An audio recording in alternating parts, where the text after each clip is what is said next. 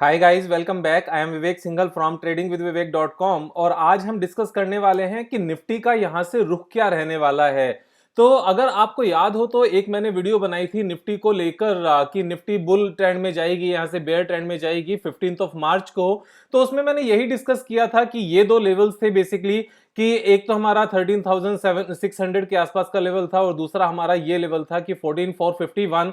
और यही चीजें मैंने डिस्कस किया था कि ये वाला लेवल का टूटना बड़ा मुश्किल काम है, क्योंकि बुल ट्रेंड में इस तरह के लेवल्स टूटते नहीं है। लेकिन अगर ये लेवल टूट जाता है और फिर नीचे कैरी ऑन होता है तो यहां पर वो नीचे यहां तक 13,600 तक जा सकता है। लेकिन क्या हुआ कि इस लेवल को टेम्पररी एक दिन के लिए तोड़ा गया, लेकिन वापस से इमीडिएटली उसमें बाउंस बैक आया। तो यहां पर ये तोड़ो, यहां से ब्रेक डाउन तो दिया, लेकिन ब्रेक डाउन को अगले दिन वहां पर कैरी ऑन नहीं कर पाए।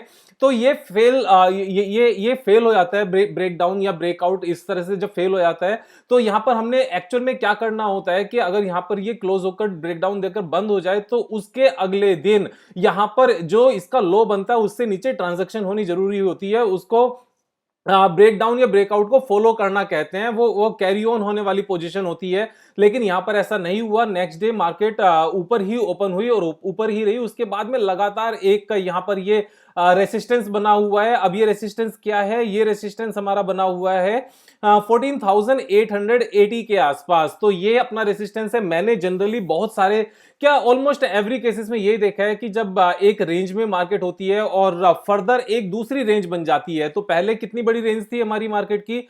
पहली हमारी ये रेंज थी यहां से लेकर यहां तक ऑलमोस्ट 977 पॉइंट्स की। तो 977 पॉइंट्स के बाद में अभी जो सेकंड रेंज बन गई है वो सेकंड रेंज बनी है हमारी ये, और ये है हमारी 426 पॉइंट्स की, लगभग पहली वाली रेंज की एकदम हाफ।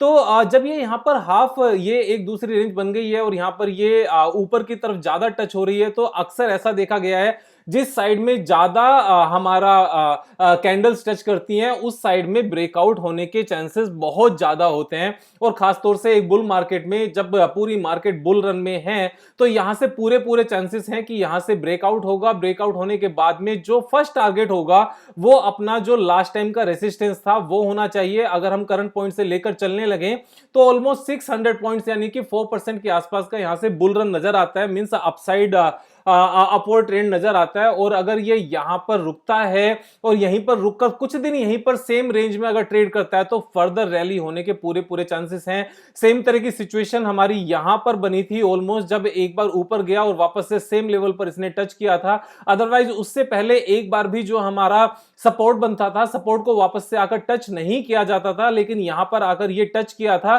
तो इसके बाद भी यहां पर अगर आप देखोगे इस रेसिस्टेंस के पास जाकर लगातार रैली की थी, और जब ये रेसिस्टेंस के बाद यहां से ब्रेकआउट हुआ तो एक लंबी रैली यहां पर आई। तो सेम सिनेरियो यहां पर नजर आता है। इस चीज के पूरे पूरे चांसेस हैं कि 15,400 के आसपास यहां पर अगर मार्केट कुछ दिन रुकती है और यहीं पर सेम रेंज में ट्रेड करती है तो यहां से एक फर्दर रैली आने के पूरे पूरे चांसेस हैं। और अगर आपको याद हो तो मैंने निफ्टी का एक टेक्निकल टारगेट भी लिया था। जो निफ्टी का टेक्निकल टारगेट बेसिकली अगर आपको याद हो तो 18,000 था उस टाइम पर। मैं आपको यहां पर दिखाता हूं आपको निफ्टी, अगर हम विवेक सिंघल करके सर्च करेंगे तो शायद वो वीडियो भी निकल आ जाएगी। निफ्टी टारगेट 18,000, और ये 4 महीने पहले मैंने एक वीडियो बनाई थी उसमें ये एक टारगेट लिया था। तो अभी तक तो निफ्टी एज यूजुअल उसी तरीके से बिल्कुल ट्रेड करती हुई नजर आ रही है। और उस टाइम पर जो निफ्टी थी 4 महीने पहले वो लगभग 12,500 600 के आसपास थी। वहां से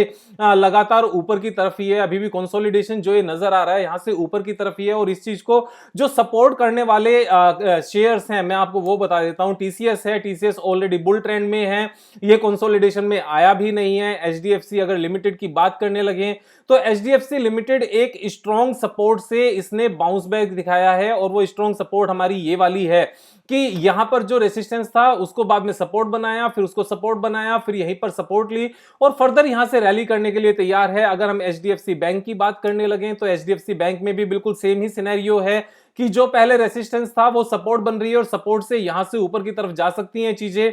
मैं इसको यहां से एक बार हटा देता हूं, तो यहां से ऊपर तक का रास्ता यहां से बिल्कुल साफ है। उसके बाद में अगर हम बात करने लगे हिंदुस्तान यूनिलीवर की, हिंदुस्तान यूनिलीवर यहां तक आ चुका है अपना। मैंने यहां से परचेज, मैंने आपको याद हो तो बताया था कि हिंदुस्तान यूनिलीवर में मैंने प्रॉफिट बुक कर लिया है और union bank of India purchase करना था, जो मैंने उससे पहले भी किया था और आज भी मैंने किया था और आज उसके बाद में प्रॉफिट भी आया था। तो अगर हम बड़े बड़े शेयर्स की बात करने लगे, अगर हम रिलायंस इंडस्ट्रीज की सबसे पहले अगर बात करें यहां पर, तो रिलायंस इंडस्ट्रीज में भी सेम ही सीन है। यहां पर प्राइस एक्शन के हिसाब से सीधा सीधा यहां पर ये बहुत स्ट्रॉन्ग सपोर्ट है कि यहां पर रेसिस्टेंस था, फिर रेसिस्टेंस था, ऊपर गया, नीचे आया, लेकिन जो लास्ट टाइम की सपोर्ट थी उस सपोर्ट को ले लिया और उसके बाद में जो रेसिस्टेंस इसने तोड़ा, फिर यहां सपोर्ट ली, फिर दोबारा से लगातार सपोर्ट ले रहा है। तो यहां से पूरे पूरे चांस ये हैं कि सबसे पहले तो रिलायंस इंडस्ट्रीज यहां से अपनी जाएगी करीब करीब 2200 के आसपास। 10.58% का रनअप यहां से बहुत फास्ट दिखा सकता है रिलायंस इंडस्ट्रीज। मेरे हिसाब से मुझे नहीं लगता कि यहां से एक महीने से ज्यादा लगेगा रिलायंस को 10.58% का रनअप लेने में। हो सकता है उससे भी ज्यादा चला जाए और एक बार यहां जाएगा तो उसके बाद में सेकंड जो अपना टारगेट बैठता है रिलायंस का, वो सेकंड टारगेट बैठता है थोड़ा सा ही ऊपर है 2300 के आसपास। और अगर 2300 के आसपास यहां पर कंसोलिडेट होता है तो फर्दर एक बहुत बड़ी रैली के लिए तैयार है। तो यहां पर मुझे मार्केट में कहीं से भी किसी भी तरह की कोई भी वीकनेस नजर नहीं आ रही है, मैं ये चीज आपको बताना चाहता हूं। उसके साथ में अगर हम बैंकिंग निफ्टी की भी, निफ्टी बैंक निफ्टी की भी अगर हम बात करने लगे, अगर निफ्टी बैंक की बात करने लगे, तो यहां पर ये भी एक सपोर्ट के ऊपर है और बैंक निफ्टी ने तो वो वाली सपोर्ट भी नहीं तोड़ी जो निफ्टी बेसिकली तोड़ चुकी थी। तो यहां पर जो पहले रेसिस्टेंस था उसके बाद में ये इसी को सपोर्ट लेकर चल रहे हैं। और अगर निफ्टी में स्मॉल कैप की बात करने लगे तो भी वहां पर भी एक अच्छी खासी सपोर्ट नजर आती है। अगर मैं आपको दिखाता हूं यहां पर, और सपोर्ट भी है और उसके बाद में यहां पर वीकनेस है ही नहीं। तो निफ्टी ने भी, इसने भी क्या किया था, जो यहां पर ये सपोर्ट थी इससे पहले इसी को सपोर्ट लिया और ऊपर की तरफ चलने लगी। तो बहुत लंबे टाइम के बाद अब एक सिनेरियो ऐसा आता हुआ नजर आ रहा है जब मिड कैप भी बुलिश है, स्मॉल कैप भी बुलिश है और लार्ज कैप भी बुलिश है। तो यहां पर सारे ही निफ्टी, बैंक निफ्टी और Nifty mid cap, Nifty small cap, सभी में यहां पर तेजी नजर आ रही है। अगर निफ्टी मिड कैप की बात करने लगे तो एक बार हम लोग देख लेते हैं, उसमें भी सेम ही सिनेरियो है। यहां पर ये एक बेस बना चुका है, यहां से लंबी रैली के लिए तैयार हैं।